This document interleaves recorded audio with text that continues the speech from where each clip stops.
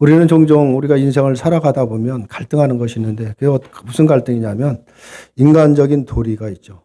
우리가 살아가다 보면 우리의 세상에 도덕이라는 게 윤리라는 게 또 있습니다. 그런 인간의 어떤 의리와 하나님의 뜻 사이에서 갈등할 때가 사실 많이 있습니다. 인간의 도리를 지키려고 하다 보니까 하나님의 뜻에서 점점 멀어지는 것 같고 하나님의 뜻을 따르려고 하다 보니까 또 인간의 도리에서 멀어지는 것 같은 그런 갈등을 우리가 종종 느껴가면서 살아갑니다. 오늘 본문에는 다윗이 가장 가까운 혈육이자 평생을 다윗과 함께 전쟁을 누린 충성스러운 장군이죠. 요압이 등장을 합니다. 인간적으로 보면 다윗에게 요압은 절대로 버릴 수 없는 그런 사람이다라고 볼 수가 있습니다. 그런데 오늘 본문에서 다윗은 이 요압을 향해서 정말 소름이 돋을 정도로 무섭고 참혹한 저주를 퍼붓고 있다라는 것입니다. 도대체 요압이 무엇을 잘못했기에 평생에 함께한 동역자를 이렇게 저주를 할 수 있을까? 우리가 이 본문을 보면 그런 생각이 들죠. 단순히 아브넬에게 사적인 복수를 했기 때문이었을까? 근데 사실 그것은 아닙니다. 여기서 우리가 평생 잊지 말아야 될 것은 뭐냐면 하나님의 은혜와 긍휼이라는 것이죠. 자비가 있습니다. 거기에 대한 무서운 영적 비밀이 숨겨져 있다라는 사실인 것입니다. 오늘 말씀을 통해서 정말 하나님이 싫어하는 죄가 무엇인가를 우리가 한번 생각해 봐야 되고 우리의 영적 도피성인 바로 예수 안에 거하는 우리가 어떻게 살아가야 되는 것인지 또 하나님이 우리의 삶을 어떻게 살아가기를 원하시는지 우리가 한번 깊이 생각하는 그런 시간이 돼야 된다라고 볼 수가 있습니다. 오늘 본문을 통해서 그것을 우리에게 교훈하는 말씀이다라고 볼 수가 있습니다. 하나님께서는 누군가를 부르시고 택하시고 부르시는 것은 그를 세워서 하나님의 마음이 무엇이고 하나님의 뜻이 무엇인지를 드러내는 의도가 있다라는 것을 우리가 말씀을 보면서 우리가 경험하는 것입니다. 그러므로 하나님에 의해서 세움받은 하나님의 종으로서 등장하는 그 인물들 있죠. 성경에 하나님께 쓰임받는 인물들 한 명 한 명을 보면서 그 인물들의 행위를 통해서 하나님의 뜻이 무엇이며 하나님의 마음이 어떠한지를 우리가 조금 알아간다라고 볼 수가 있습니다. 하나님의 종들은 인간적인 정의나 세상의 상식보다는 하나님의 뜻과 공의를 드러내는 통로로 쓰임을 받고 있기 때문에 그런 것입니다. 오늘 본문에서 다윗이 평생의 동역자이자 조카인 이 요압을 무섭게 저주하는 장면이 바로 그 내용이다라고 볼 수가 있습니다. 인간적인 의리로 보면 도저히 할 수 없는 이 저주. 그건 뭐 인간적으로 생각하면 할 수 없는 것이죠. 도저히 할 수 없는 그런 저주를 통해서 다윗은 하나님이 정말 무엇을 싫어하는지, 가장 무엇을 싫어하고 저주하시는지를 오늘 우리에게 보여주고 있다라고 볼 수가 있습니다. 우리는 이런 말씀을 통해서 하나님의 뜻을 조금 알아가는 것입니다. 우리의 삶에서 놓칠 수 있고 우리가 또 우리의 삶에서 대수롭지 않게 생각했던 그런 일들이 하나님이 싫어하시는 것이고 우리가 하나님으로부터 멀어진다라는 것을 이런 말씀을 통해서 조금 배워가는 것입니다. 오늘 본문의 29절을 보면 이렇게 말씀하십니다. 그 죄가 요압의 머리와 그의 아버지의 온 집으로 돌아갈지어다. 또 요압의 집에서 백탁병자와 나병 환자나 지팡이를 의지하는 자나 칼에 죽는 자나 양식이 떨어진 자가 끊어지지 아니할지로다 하니라 라고 이렇게 저주를 퍼붓고 있다라고 볼 수가 있죠. 이 말은 다윗이 요압에게 저주하는 말인데 이 저주는 요압의 가문 전체를 몰락을 의미하는 아주 심한 저주를 지금 퍼붓고 있다라고 볼 수가 있습니다. 인간적인 도의로는 할 수 없는 말인 것입니다. 그런데 다윗의 저주를 우리가 가볍게 생각할 수는 없는 것입니다. 그것은 다윗과 요압의 인간적인 관계를 우리가 생각하기 때문에 그런 것이죠. 다윗과 그 요압의 관계를 우리가 한번 생각해 보면 정말 다윗이 이렇게 할 수 있을까라고 생각이 들 수밖에 없는 것입니다. 먼저 개인적으로 보자면 요압은 다윗의 자매인 스루아의 아들이다라고 역대상에서 말을 하고 있습니다. 다시 말해서 다윗의 조카라고 볼 수가 있는 것이죠. 혈육의 관계라는 것입니다.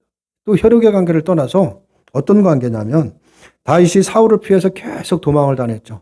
죽음의 고비도 높고 그럴 때 오랜 세월 동안 다윗과 함께하면서 다윗을 도왔던 사람이 요압이다라고 볼 수가 있습니다. 그러므로 인간적인 관계를 보자면 요압은 멀리할 수도 없고 저주할 수 없는 그런 친분적인 관계에 있다라고 볼 수가 있습니다. 그런데 그러한 요압을 다윗이 지금 저주를 하고 있다라는 것입니다. 다윗은 하나님의 뜻과 그 마음을 우리에게 증거하는 지금 역할을 하고 있다라고 볼 수가 있는데, 따라서 다윗이 요압을 저주하는 것은 곧 하나님은 이러한 자를 저주하신다라는 것을 보여주고 있는 것입니다. 이렇게 볼 때 이 본문의 내용은 우리에게는 매우 심각하게 다가올 수밖에 사실 없는 것입니다. 요압 같은 자는 하나님이 저주를 피할 수 없는 것을 보여주고 있기 때문이다라고 볼 수가 있죠. 따라서 오늘 그 요압이 무엇 때문에 저주를 받는가를 우리가 분명히 안다라고 한다면, 하나님께서 저주받는 자가 누군가를 우리가 알게 될 것이고, 그것으로 우리는 매일 우리 자신을 살펴가면서 살아갈 수밖에 사실 없는 것입니다. 그러나 요압이 다윗에게 저주를 받는 것이 무엇 때문인가 우리가 한번 생각을 해보면, 그것을 이해하기 위해서는 오늘 우리가 이 다윗이 왜 이렇게 요압을 저주할 수밖에 없는지, 우리가 어떤 배경을 우리가 한번 살펴볼 필요가 있습니다. 우리가 지난 시간에 아브넬이 다윗에게 찾아와서 언약을 맺자라는 그런 요청을 한 적이 있었죠. 이스라엘을 다 다윗에게 바칠 테니 나와 언약을 맺자. 다윗에게 나를 받아주라. 그 말을 하고 있는 것이거든요. 그런 내용에 대해서 우리가 한번 살펴봤는데, 아브넬은 이스보셋과 사울에 속해 있던 그 베냐민 지파의 장로들을 만났습니다. 만나서 상의를 했죠. 지금 이스라엘을 하나님의 말씀을 증거를 삼으면서 하나님께서 이스라엘을 다윗에게 주기로 약속하셨지 않았느냐. 그러니까 이스라엘을 다윗에게 주는 것이 합당하다면서 다윗 그 장로들을 설득을 합니다. 설득을 해서 그 설득한 다음에 지금 그것을 그렇게 합의를 하고 지금 다윗을 찾아왔다라고 볼 수가 있죠. 그리고 다윗을 찾아왔을 때 다윗은 아브넬과 함께 온 사람들을 위해서 아주 호의적으로 베풀었습니다. 잔치를 베풀고 호의적으로 대하고 그들을 다시 돌려보냈다라고 볼 수가 있죠. 그런데 다윗의 신복들과 요압이 이제 전쟁을 마치고 적군들을 치고 돌아오게 되고, 다윗이 아브넬이 왔을 때 그에게 이렇게 후히 대접하고 후대하고 돌려보냈다는 소식을 요압이 듣게 된 것입니다. 듣게 되고 오늘 24절과 25절에서 요압이 이제 다윗을 찾아가죠. 찾아가서 이렇게 말합니다. 어찌하심이니까 아브넬이 왕에게 나아왔거늘 어찌하여 그를 보내 잘 가게 하셨나이까? 왕도 아시려니와 내래 아들 아브넬이 온 것은 왕을 속임이라. 그가 왕의 출입을 하는 것을 알고 왕이 하시는 모든 것을 알려 함이니이다. 라고 이렇게 왜 다시 돌려보낸 거에 대해서 지금 어떻게 보면 불평을 하는 것이죠. 이 내용을 보면 아브넬을 그냥 보낸 것에 노골적으로 불만을 드러내고 있다라고 볼 수가 있는데, 다윗이 아브넬을 대접하고 그냥 보낸 것에 대해서 요압의 불만이 보인 것은 왜 지금 이렇게 와서 그런 불만을 보일 수밖에 없느냐. 거기는 이유가 있습니다. 그 이유가 뭐냐면 아브넬이 자신의 동생 아사엘을 죽인 것에 대한 원한이 있기 때문이다. 복수심이 있기 때문이다. 라고 볼 수가 있는 것입니다. 결국 요압은 아브넬에 대한 복수심을 참지 못하고 전령들을 보내서 아브넬을 데려오게 하고 헤브론 성으로 그를 데리고 가서 그를 배를 찔러 죽였다라고 오늘 본문에서 말을 하고 있습니다. 그리고 이 사실을 이제 다윗이 듣게 되고, 이 사실을 듣게 되고 요압을 저주한 것입니다. 요압이 바로 아브넬을 죽인 것은 아사엘에 대한 복수심에서, 자기 동생이죠. 자기 동생을 요압이 끝까지 쫓아와서 도망을 가고 있을 때 쫓아와서 죽인 사실이 있죠. 그거에 대해서 나름대로의 복수심을 갖고 있었던 것은 분명한 것입니다. 그래서 그를 데려오게 해서 성문 안으로 들어가서 그를 죽였다라고 볼 수가 있는데, 결국은 뭐냐면 오늘 그 복수심의에서 그를 죽였다라는 것을 오늘 30절에서 말을 하고 있습니다. 30절을 보면 요압과 그의 동생 아비새가 아브넬을 죽인 것은 그가 기브온 전쟁에서 자기 동생 아사를 죽인 까닭이었더라라고 이렇게 분명하게 말을 하고 있죠. 그렇다면 본문의 내용은 무엇을 말하려고 하느냐라는 것입니다. 복수하지 말라. 그것을 말하려고 하는 것이냐라는 것이죠. 다윗이 요압을 저주하는 것은 누구든 복수하면 하나님이 저주를 받는다라는 것으로 그것을 보여주기 위해서 오늘 우리에게 하시는 말씀이냐라는 것입니다. 물론 성경은 복수를 금하고 있죠. 복수하는 것을 성경은 말하고 있지 않습니다. 그러나 중요한 것은 성경이 복수를 금하는 그 의미를 분명히 아는 것이 중요한 것입니다. 그것을 모르면 그냥 성경이 복수하지 말라고 하니까 하면 안 된다라고 하면 그냥 도덕으로 흘러갈 수밖에 사실 없는 것입니다. 앞서 말씀드린 것처럼 다윗이 요압을 저주하는 것은 요압의 행위가 하나님의 저주를 피할 수 없는 것을 그대로 보여주고 있는 것입니다. 다시 말하면 요압처럼 하면 저주를 받는다라는 것을 오늘 분명하게 보여주고 있습니다. 하지만 요압처럼이라는 이런 말이 요압의 복수를 가리키고 있는 것이 아니고 자기 동생을 죽인 그 복수를 가리켜서 하는 말이 아니다라는 것을 우리가 생각해야 되는데, 만약 복수하면 저주받는다라고 주장을 하면 그렇게 되면은 항상 복수심을 살아가는 우리들은 어떻게 했냐라는 것입니다. 우리도 하나님의 저주에서 피할 수가 없는 것입니다. 그걸 말씀을 하는 것이 아닌 것입니다. 인간은 누구나 복수심을 갖고 있습니다. 나에게 서운하게 하고 나에게 피해를 주고 나에게 상처를 준 사람을 절대 잊지를 못하는 것이 인간입니다. 마음속에 탁 담아두고서는 언젠간 네가 한 만큼 내가 대로 갚아주겠다라고 하는 그런 복수심을 갖고 살아가는 것이 인간이죠. 그럼 만약에 하나님이 복수하는 자는 다 저주한다라고 하면 저주받지 않을 자가 없는 것입니다. 그것을 지금 말씀하시는 것이 아니다라는 것을 우리가 먼저 생각을 해야 됩니다. 오늘 본문의 초점은 어디에 있느냐? 헤브론이라는 곳에 있는 것입니다. 헤브론 성에 초점이 있다라는 것을 우리가 생각해야 됩니다. 요압은 아브넬을 헤브론으로 데리고 와서 그 성 안으로 데려가서 성문에서 죽였다라고 말을 하고 있습니다. 바로 이것이 저주의 이유가 된다라는 것을 말하고 있는데, 왜냐하면 여호수아서 21장 13절을 보면 헤브론 성에 대해서 말씀한 거 있죠. 제사장 아론의 자손에게 준 것은 살인자의 도피성 헤브론과 그 목초지요라고 이렇게 말하고 있습니다. 다시 말해서 이 헤브론 성은 어디냐면 도피성이라는 것을 말하고 있는 것입니다. 근데 지금 도피성 안에서 살인 행위가 일어났다라는 것을 보여주고 있는 것이죠. 다시 말하면 아브넬을 죽인 이 헤브론 성은 여호수아가 아론 자손에게 준 도피성이었던 것입니다. 도피성이 무엇인지는 대부분이 다 아실 것입니다.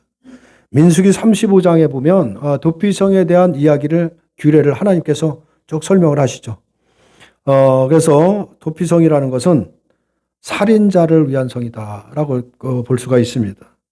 하나님은 살인한 자가 도피성에 피했을 때 그 누구도 복수할 수 없는 규례를 만들어 주셨던 것입니다. 민수기 35장 25절부터 보면 그 도피성에 대해서 말씀을 하고 있는데 25절부터 한번 보겠습니다. 피를 보복하는 자의 손에서 살인자를 건져내어 그가 피하였던 도피성으로 돌려보낼 것이요 그는 거룩한 기름 부음을 받은 대제사장이 죽기까지 거기 거주할 것이니라. 그러나 살인자가 어느 때든지 그 피하였던 도피성 지경 밖에 나가면 피를 보복하는 자가 도피성 지경 밖에서 그를 살인한 자를 만나 죽일지라도 피 흘린 죄가 없나니 이는 살인자가 대제사장이 죽기까지 그 도피성에 머물러야 할 것임이라. 대제사장이 죽은 후에는 그 살인자가 자기 소유의 땅으로 돌아갈 수 있느니라 라고 말을 하고 있죠. 이 도피성에 대한 규례인 것입니다. 사람이 혹시 실수로 사람을 죽일 수도 있는 것입니다. 자기가 본의 아니게 죽일 수도 있는 것이죠. 어쨌든 살인자가 도피성으로 피했을 때 어떤 누구도 보복을 하지 못하도록 그렇게 하나님이 지정한 그 규례가 도피성 규례인데, 살인자는 도피성으로 해서 대제사장이 죽기까지 바로 보호를 받을 수가 있는 것이고, 대제사장이 죽은 후에야 자기 살던 곳으로 돌아갈 수가 있다라는 것을 말하고 있습니다. 다시 말해서 이 헤브론 성은 그 누구도 복수를 행할 수 없는 성이다라는 것을 이스라엘 규례로 정해놓은 것입니다. 그런데 요압은 자신의 동생을 죽인 것에 대한 복수를 지금 어디서 행하고 있느냐? 헤브론 성에서 행하고 있다라는 것을 그대로 보여준 것입니다. 이것이 다윗에게 저주를 받는 이유이고, 따라서 누구든 도피성에서 복수를 행하는 자는 저주를 받는다는 것을 보여주고 있는 것입니다. 도피성이라는 것은 어떤 의미를 갖고 있느냐?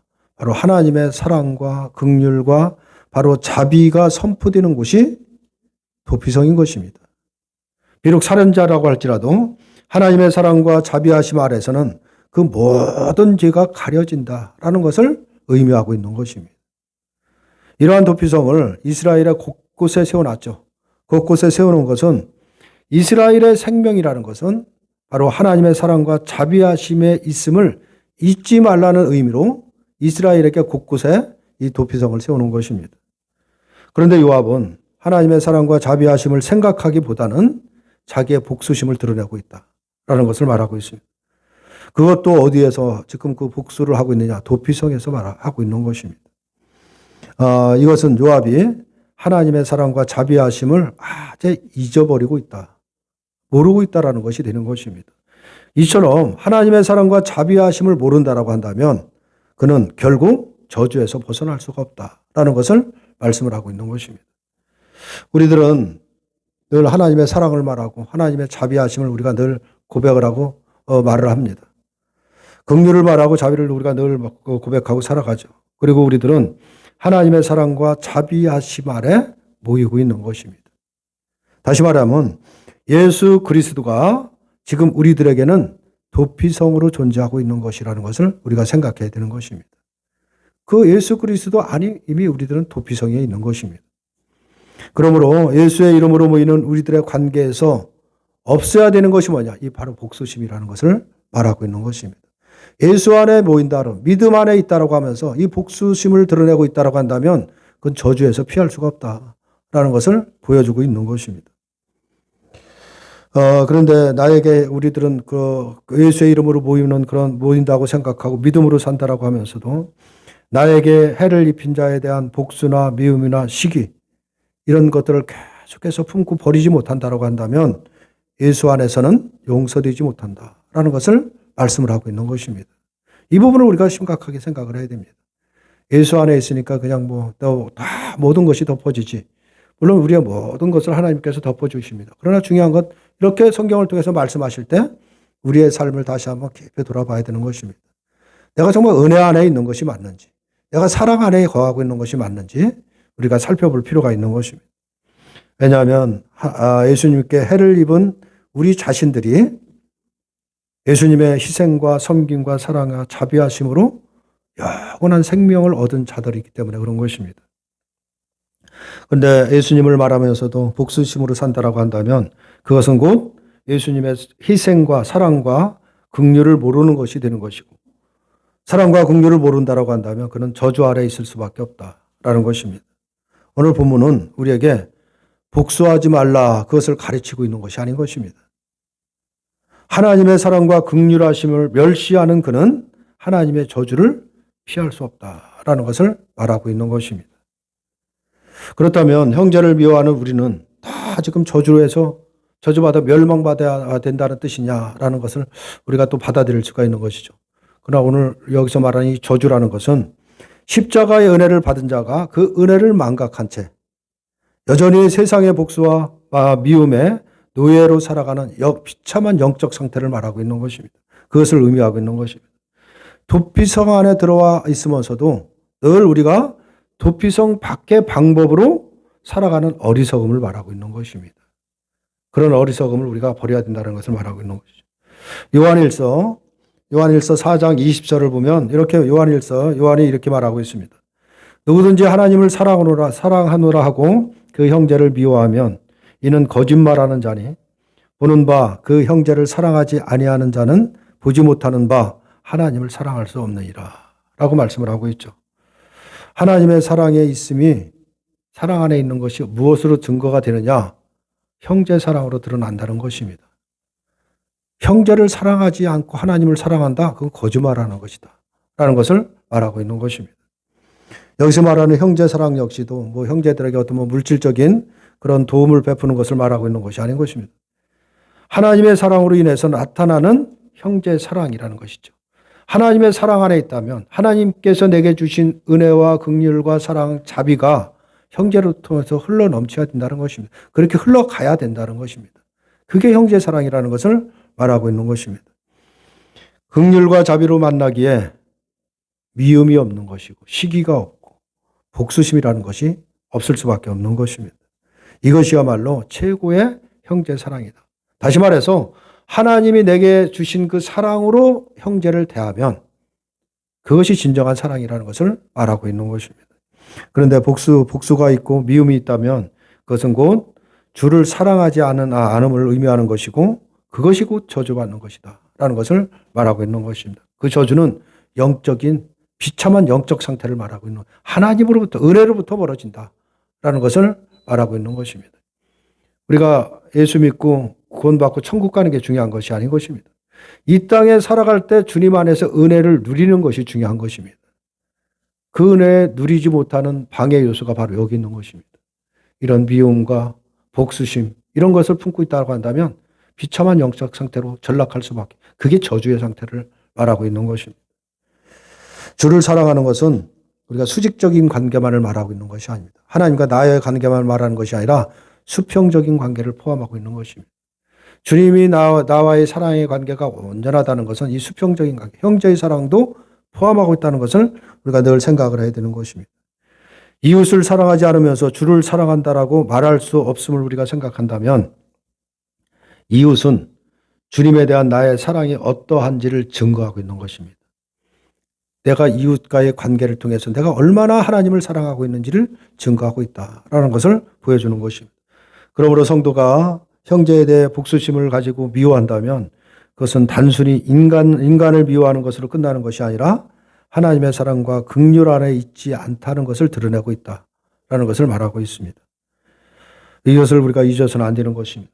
이것이 우리의 신앙의 삶에 중요한 가르침을 주는 것입니다. 우리가 예수 믿고 도피성 안에 그리스도 안에 믿음 안에 있다라고 한다면 분명히 우리에게 나타나는 것입니다. 그 은혜를 누리는 것이고 그 은혜가 이웃에게 형제에게 흘러넘쳐야 된다라는 것을 말하고 있습니다. 중요한 가르침을 주고 있는 것입니다. 이런 면에서 다윗의 저주는 우리에게 중요한 것을 지금 가르쳐주고 있는 것입니다. 하나님의 사랑과 긍휼하심은 우리를 저주에서 해방시켜 주셨습니다. 그래서 온전한 주님 안에서 마음껏 주님을 은혜를 누리도록 우리를 주님 안으로 부르신 것입니다. 하나님의 원수에 불과한 우리가 받을 수 없는 큰 사랑과 은혜를 받은 것입니다. 이것이 우리의 가슴에 생명으로 살아있다라고 한다면 우리에게서는 그것이 흘러나갈 수밖에 없습니다. 사랑과 긍휼과 자비하심이 나와야 되는 것입니다. 그래서 그것이 이웃에게 온전히 전해지는 것. 이것이 진정한 사랑이다라고 볼 수가 있습니다. 예수 그리스도는 우리의 영원한 도피성이 되시는 것입니다. 그 도피성 안에서는 정죄와 복수가 있을 수 없다. 이 부분을 우리가 늘 명심해야 되는 것입니다. 그런데 우리가 그 도피성 안에 형제를 미워하고 복수하려고 한다면 그것은 요압처럼 하나님의 도피성을 멸시하는 행동일 수밖에 없는 것입니다. 사도 요한이 지금 보이는 형제를 사랑하지 않으면서 어떻게 보이지 않는 하나님을 사랑할 수 있느냐. 보이는 형제를 사랑하지 않으면서 하나님을 사랑한다는 건 그건 거짓말이라는 것을 말하고 있는 것입니다. 진짜 도피성의 은혜를 아는 자는 우리의 지체들, 이웃들, 형제들을 긍휼히 대할 수밖에 없는 것입니다. 여기서 형제 지체라는 것은 다른 것이 아니라 주님 안에 있는 자들입니다. 세상 사람을 말하는 것이 아닌 것입니다. 주님 안에 있는 자들. 그 자들이 우선순위입니다. 그 자들을 사랑하지 않고 내 옆에 가장 믿음의 형제들을 사랑하지 않으면 누구도 사랑하지 못하는 것입니다. 내 믿음의 형제들을 사랑하지 못하고 세상의 형제들을 사랑한다? 그건 있을 수 없는 것입니다. 그 부분을 지금 말하고 있는 것입니다. 오늘 요압의 모습은 신약 성경 마태복음 18장에 나오는 1만 달란트 빚진 자의 비유를 우리가 생각하게 하는 말씀인 것입니다. 어떤 종이 도저히 갚을 수 없는 1만 달란트의 빚을 졌습니다. 그런데 그 주인에게 아무런 조건 없이 탕감을 받습니다. 다시 말해서 죽을 수밖에 없는 그가 큰 은혜의 도피성 안에 들어온 것입니다. 그런데 그가 성문을 나가자마자 자신에게 100데나리온 빚진 자를 만날 때 어떤 행동을 합니까? 그 당장 멱살을 잡고 다시 감옥에 가두어버리죠. 주인이 그 소식을 듣고 나서 노하며 다시 그 종을 다시 옥졸에게 넘겨버립니다. 왜 그랬을까요? 돈을 안 갚아서 그럴까요? 그것이 아닙니다. 도저히 받을 수 없는 엄청난 은혜를 받고서도 정작 자신은 그 은혜를 단 한 톨도 베풀지 않았기 때문에 그런 것입니다. 요압이 바로 이 1만 달란트 빚진 종과 같은 것입니다. 하나님의 무조건적인 보호와 은혜 안에 있는 이 헤브론 안에서 그 도피성 안에서 그는 은혜의 법을 깨뜨리고 자신의 사적인 미움과 복수의 칼을 휘둘렀다라는 것이죠. 은혜를 멸시한 것입니다. 혹시 우리들이 이런 모습으로 살아가지 않는지를 우리가 생각을 해야 되는 것입니다. 만약 우리가 영원한 도피성이신 예수 그리스도 안에 있다라고 말은 하면서도 여전히 내 이웃과 지체를 향해 미움의 칼을 품고 복수심으로 살아가고 있다라고 하면 우리는 헤브론 성문에서 아브넬의 배를 찌른 요압과 다를 바가 없다라는 사실을 우리가 기억해야 됩니다. 그것은 나를 구원하신 하나님의 십자가의 은혜를 멸시하는 행동이다라는 것을 말하고 있는 것입니다. 형제를 용서하고 긍휼히 여기는 것은 우리의 어떤 도덕적인 의무가 아닌 것입니다. 세상의 윤리의 어떤 도덕적인 윤리적인 차원에서 행하는 것이 아니다라는 것을 우리가 기억해야 됩니다. 내가 진짜 예수라는 도피성 안에 살고 있다는 가장 확실한 증거가 뭐냐? 이웃을 사랑하는 것이다 라는 것을 말하고 있는 것입니다. 우리는 내 안에 먹은 해마다 내 마음에 쌓여 있는 것이 있습니다. 누군가가 나를 해치고 원망과 억울함과 정말 내가 용서할 수 없는 것을 해마다 캐캐 쌓이고 있고 언젠가는 그걸 갚아주리라 라는 이런 마음을 갖고 우리가 만약에 살아간다라고 하면 그 마음부터 버려야 되는 것입니다. 누가에게 원망이 있거나 또 내가 또 어떻게든 되갚으려고 하는 미움과 섭섭함 또 이 복수심을 다 내려놓기를 바랍니다. 다 부질없는 것입니다. 예수 안에서는 다 부질없는 것입니다. 그걸 갖고 있다고 하면 그런 마음을 아직도 갖고 있다면 아주 우리의 영적 상태가 피폐해질 수밖에 없는 것입니다. 하나님의 은혜에서 멀어질 수밖에 없다는 것을 우리가 기억해야 됩니다. 내 마음에 저 사람은 내가 도저히 용서할 수 없다. 받아들일 수 없다라는 사람이 있다고 한다면 다 내려놓으시고 사랑으로 끌어안으시고 받아들이시길 바랍니다. 그것이 진정한 예수 그리스도 안 도피성을 살아가고 있는 성도의 삶이라는 것을 보여주고 있는 것입니다. 어떻게 내 마음에 그런 응어리가 있고 그런 걸 내려놓지 못하고 어떻게 하나님을 살아가겠느냐라는 것입니다. 다 그런 거 부질없는 것 다 내려놓으시고 예수님의 십자가 앞에 다 내려놓으시고 나를 살리신 그 긍휼을 그 사랑을 그 자비를 기억하시면서 내 이웃에게 내가 받은 사랑, 내가 받은 은혜와 자비하심을 날마다 흘러보내시는 저와 여러분들이 다 되시기를 주님의 이름으로 축원합니다.